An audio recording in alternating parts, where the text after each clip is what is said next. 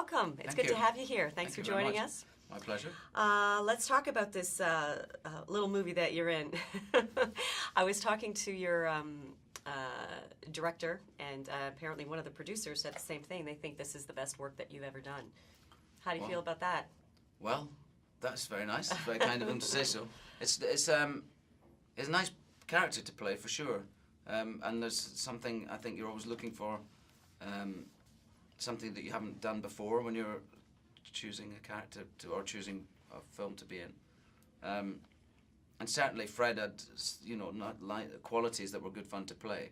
He's very kind of emotionally stuck and repressed and not a very happy man at the beginning. He's in a marriage. You see his marriage at the beginning that's not happy. He's in a marriage where they're both very focused on their careers and don't have much time for each other. So there was and it's very well written, the piece. Simon Beaufoy wrote this film, and so it's really Slumdog Millionaire. That's so it's the a really, full Monty. That's right. Yeah. So it's a very well written piece of cinema, and so there's a very nice story arc for my character. So that's I had lots to play with. It was nice. Is it difficult these days with all the big Hollywood thing, finding roles like this that you can really sink your teeth into, playing a real character? I don't know what you mean by the Hollywood thing. I mean, do you mean?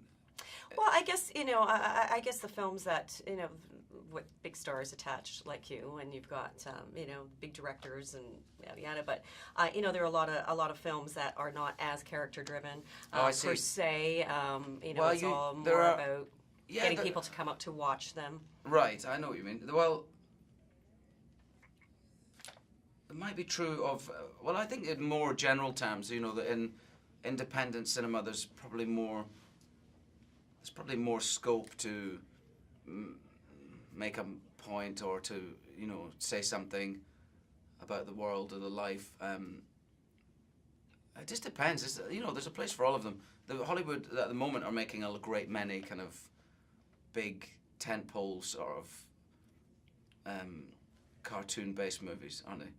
And so there's, I did one recently called Jack the Giant Killer, Bryan Singer, which was that for sort of 3D fairy tale, but there were strong characters in it. And then I don't know. As an actor, you're always playing people, and whether you're in a blockbuster, huge $200 million budget movie, or a $20 million budget movie, or $200,000 movie, you're still playing people and you're still playing characters, and your job doesn't change, I guess for you too. I mean, you're one of the actors who didn't get typecast. I mean, is that really a conscious effort? Did you have to fight for that, or did that just come naturally? Is that the kind of roles you look for? I don't know if it's maybe just I've just always seen it that way, that I've always approached it that you're playing different people in different stories, and as far as I was concerned, there aren't any of the same, that you can't be playing unless you do like the Star Wars trilogy or something where you really are playing the same guy. But even then, you're playing him at different ages, so there's still different things to play. You're always going to be playing different people, and therefore, I suppose that's just the way I've always thought about it. Each character is unique to that film, that story, that situation, and it would be a terrible thing to feel that you're on set doing something you've already, feel that you've done this before. That's not very satisfying. Yeah, a lot of people do that though. We're glad you don't. Well, that's good. I'm glad I don't too. Now, chemistry between actors. I mean, I was just speaking to your director, and he was saying how that's such an intangible thing, and you really don't know if chemistry is there with your co-star until you get there. Is that something that you think about before you get on set? And talk a little bit about working with Emily. Well, you always hope you're gonna get on, because it's just much more fun that way if you do. It's not always the case. I've been very, very, very rarely have I not got on with the people I'm working with, really rarely. And if you don't, it's much harder for sure. With Emily, that wasn't a concern. I mean, we got on so well that we could barely shoot the film because we were having such a laugh. There were some days where we really could hardly finish the day because she made me laugh so much, and I've never corpsed. I don't know if that's a term you use in Canada, but corpsing, as we say in Britain, is when you laugh either on stage or during a take. And I've never corpsed so much in almost all my films as I did in this one, you know. How nice So is it was that? so good fun. And she's so delightful and lovely, and a great actress. And I'd enjoyed some of the work that she'd done, you know, that I'd seen, and was excited to work with her. And the first day I met her was during the rehearsals. You know, I met Lasse. I'd sat with an hour with Lasse talking about Fred and generally, and then Emily arrived, and you know, immediately we started talking about the scenes, and I was talking about this accent that I didn't know if I was going to use or not, because he's got a very uptight accent. I chose this kind of, I was helped to choose it by the writer, this uptight Edinburgh accent, sort of Morningside it's called, and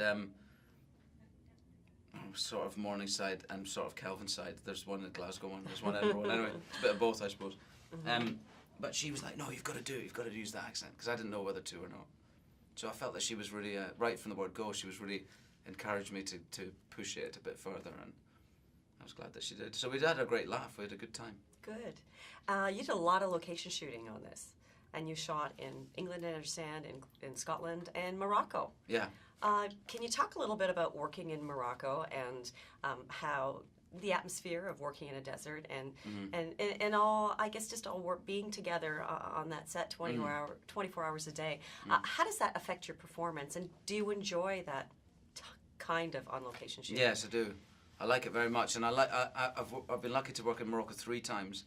I did the first thing I ever did was I did a month on a film called Being Human, a long time ago, in Rabat, and then I was there for Black Hawk Down. We were there for a few months.